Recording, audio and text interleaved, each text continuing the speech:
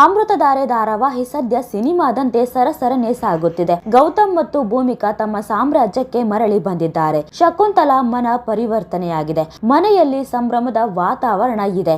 ಮತ್ತೊಂದು ಕಡೆ ಇಲ್ಲಿಯವರೆಗೆ ಮೆರೆದಾಡುತ್ತಿದ್ದ ಜಯದೇವ್ನ ಕೇಡು ಕಾಲ ಶುರುವಾಗಿದೆ. ದಿವಾನ ಮನೆಯಿಂದ ಹೊರಬಂದ ಜಯದೇವ್ ಸದ್ಯ ಬೀದಿ ಪಾಲಾಗಿದ್ದಾನೆ.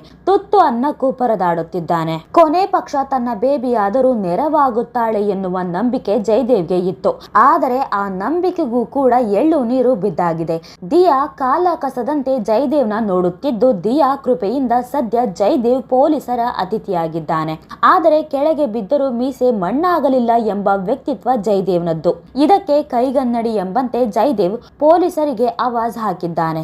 ನಾನು ಯಾರು ಗೊತ್ತಾ, ಗೌತಮ್ ದಿವಾನ್ ತಮ್ಮ ಎಂದು ಹೇಳಿದ್ದಾನೆ. ಜಯದೇವ್ ಆಡಿದ ಈ ಮಾತು ಕೇಳಿ ಪೊಲೀಸರು ಕೂಡ ಗಾಬರಿಯಾಗಿದ್ದು, ಯಾವುದಕ್ಕೂ ಒಮ್ಮೆ ಕನ್ಫರ್ಮ್ ಮಾಡಿಕೊಳ್ಳೋದೇ ಒಳ್ಳೆಯದು ಎಂದು ಗೌತಮ್ ಮನೆಗೆ ಫೋನ್ ಮಾಡಿದ್ದಾರೆ. ಇನ್ನು ಅದೇ ಸಮಯದಲ್ಲಿ ಶಕುಂತಲಾ ಮನೆಯ ಲ್ಯಾಂಡ್ ಲೈನ್ ಸ್ವೀಕರಿಸ್ತಾರೆ. ತಾನು ಪೊಲೀಸ್ ಸ್ಟೇಷನ್ ನಲ್ಲಿರುವ ವಿಚಾರ ಹೇಳುತ್ತಾನೆ ಜೈ. ಮಿಸ್ಟೇಕ್ ಮಾಡಿಕೊಂಡು ನನ್ನನ್ನ ಎಳ್ಕೊಂಡು ಬಂದಿದ್ದಾರೆ. ನಾನು ಜಯದೇವ್ ದಿವಾನ್ ಅಂತ ಹೇಳಿದರೂ ಕೂಡ ನಂಬ್ತಿಲ್ಲ. ನೀನಾದರೂ ನಾನು ನಿನ್ನ ಮಗ ಅಂತ ಹೇಳು ಎಂದು ತನ್ನ ತಾಯಿಯ ಮುಂದೆ ಗೋಗರಿಯುತ್ತಾನೆ. ಆದರೆ ಇದೇ ಸಮಯದಲ್ಲಿ ತನ್ನನ್ನು ತನ್ನ ಮಗ ಮನೆಯಿಂದ ಹೊರ ಹಾಕಿದ್ದ ದೃಶ್ಯಗಳು ಶಕುಂತಲಾ ಕಣ್ಣೆದುರು ಬರುತ್ತವೆ. ಅವತ್ತು ಅವನಾಡಿದ ಮಾತುಗಳೆಲ್ಲವೂ ಕೂಡ ನೆನಪಾಗುತ್ತವೆ. ಇನ್ನು ಈ ಹಿಂದೆ ಶಕುಂತಲಾ ಬದಲಾಗಿಲ್ಲ, ಬದಲಿಗೆ ಡ್ರಾಮಾ ಮಾಡ್ತಿದ್ದಾಳೆ ಎನ್ನುವ ಅನುಮಾನ ಹಲವರಲ್ಲಿ ಇತ್ತು. ಆ ಅನುಮಾನ ಈಗ ದೂರವಾಗಿದ್ದು, ಮಗನ ಮಾತುಗಳಿಗೆ ಕರಗದ ಶಕುಂತಲಾ ಕಲ್ಲು ಹೃದಯ ಮಾಡಿಕೊಂಡು ಅವನ್ಯಾರು ನನಗೆ ಗೊತ್ತಿಲ್ಲ ಎಂದು ಪೊಲೀಸರ ಬಳಿ ಹೇಳಿದ್ದಾಳೆ. ಅಷ್ಟೇ ಅಲ್ಲ, ಅವನನ್ನು ಸುಮ್ಮನೆ ಬಿಡಬೇಡಿ, ಚೆನ್ನಾಗಿ ರುಬ್ಬಿ, ಆಗಲೇ ಇಂಥವರಿಗೆ ಬುದ್ಧಿ ಬರುವುದು ಎಂದು ಕೂಡ ಹೇಳಿದ್ದಾಳೆ. ಶಕುಂತಲಾ ಹೀಗೆ ಹೇಳುತ್ತಿದ್ದಂತೆಯೇ ಪೊಲೀಸರು ಬಾಸುಂಡೆ ಬರುವಂತೆ ಬಾರಿಸಿದ್ದಾರೆ. ಆದರೆ ಜಯದೇವ್ ಕಣ್ಣಲ್ಲಿ ಒಂದು ಹನಿ ನೀರು ಕೂಡ ಬಂದಿಲ್ಲ. ಬುದ್ಧಿಯು ಬಂದಂತೆ ಕಾಣುತ್ತಿಲ್ಲ. ಸದ್ಯ ಅಮೃತಧಾರೆ ಈ ಸಂಚಿಕೆಯಲ್ಲಿ ಜಯದೇವ್ ಅಲಿಯಾಸ್ ರಾಣವ್ ಗೌಡ ಅಭಿನಯಕ್ಕೆ ಹಲವರು ಮನಸೋತಿದ್ದಾರೆ. ಮತ್ತೊಂದು ಕಡೆ ಅದೇ ಜಿ ಕನ್ನಡದ ಅಣ್ಣಯ್ಯ ಧಾರಾವಾಹಿಯಲ್ಲಿ ಸದ್ಯ ಎಮೋಷನಲ್ ಎಪಿಸೋಡ್ ಪ್ರಸಾರವಾಗುತ್ತಿದೆ. ಒಂದು ಕಡೆ ಶಿವಣ್ಣನ ಮುಂದೆ ಸೀನನ ನಿಜ ಮುಖದ ಅನಾವರಣ ಆಗಿದೆ. ದೇವಸ್ಥಾನದಲ್ಲಿ ಸೀನಾ ಪಿಂಕಿ ಕುತ್ತಿಗೆಗೆ ತಾಳಿ ಕಟ್ಟುವುದನ್ನು ನೋಡಿ ಸಿಟ್ಟಾದ ಶಿವಣ್ಣ ಸೀನಾಗೆ ಬಿಗಿದು ಕೊನೆಗೆ ತನ್ನ ತಂಗಿಯ ಜೀವನ ಹಾಳಾಗಿದೆ ಎಂದು ತಿಳಿದು ಸೀನನ ಮನೆಯಿಂದ ರಶ್ಮಿಯನ್ನು ವಾಪಸ್ ಕರೆದುಕೊಂಡು ಮನೆಗೆ ಬಂದಿದ್ದಾನೆ.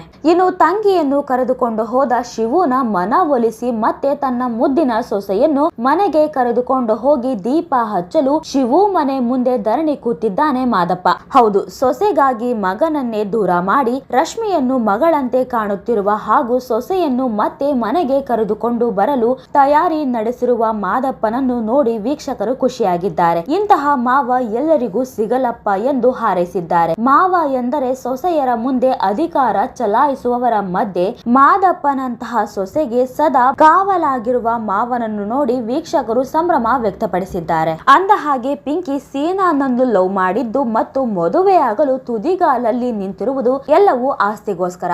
ಆದರೆ ಸೀನಾಗೆ ಆಸ್ತಿಯೇ ಇಲ್ಲ ಅಂದರೆ ನಿಜವಾಗಿಯೂ ಪಿಂಕಿ ಮದುವೆಗೆ ಒಪ್ಪಿಗೆ ಕೊಡ್ತಾಳ? ಖಂಡಿತ ಇಲ್ಲ. ಈಗ ಮಾದಪ್ಪನ ಮುಂದೆ ಪಿಂಕಿಯ ಅಸಲಿ ಮುಖ ಬಯಲಾಗಿದೆ. ಮಾದಪ್ಪ ಮತ್ತು ಪಾರು ಇಬ್ಬರು ಜೊತೆ ಸೇರಿ ಸಮಸ್ಯೆಗೆ ಪರಿಹಾರ ಕಂಡು ಹಿಡಿಯುತ್ತಾರೆ ನೋಡಬೇಕು. ಇನ್ನು ವೀಕ್ಷಕರು ಮಾದಪ್ಪನ ಬಗ್ಗೆ ಹೇಳ್ತಿರೋದೇನಪ್ಪಾ ಅಂತ ನೋಡೋದಾದ್ರೆ, ಪ್ರತಿಯೊಬ್ಬ ಹೆಣ್ಣು ಮಕ್ಕಳಿಗೂ ಈ ತರ ಮಾವ ಇರಬೇಕು. ಹೆಣ್ಣು ಹೆತ್ತೋರು ಮಾದಪ್ಪನಂತ ಮಾವ ಸಿಗಲಿ ಅಂತ ಇಚ್ಛಿಸುವವರೇ ಹೆಚ್ಚು. ಇಂಥ ಮಾವ ಲಕ್ಷಕ್ಕೆ ಒಬ್ಬರು ಎಂದಿದ್ದಾರೆ. ಮಾದಪ್ಪನಂತ ಮಾವ, ಶಿವಣ್ಣನಂತ ಅಣ್ಣ, ಗೌತಮ್ನಂತ ಗಂಡ ಎಲ್ಲಾ ಹೆಣ್ಣು ಮಕ್ಕಳಿಗೂ ಸಿಗಬೇಕು. ಎಲ್ಲದಕ್ಕೂ ಪುಣ್ಯ ಮಾಡಿರಬೇಕು. ಇಂಥ ಮಾವ ಸಿಕ್ರೆ ಯಾವ ಹೆಣ್ಣು ತವರು ಮನೆಗೆ ಹೋಗಲ್ಲ. ಗಂಡ ಇಲ್ಲ ಅಂದ್ರೆ ಧೈರ್ಯದಿಂದ ದುಡ್ಕೊಂಡು ತಿಂತಾಳೆ.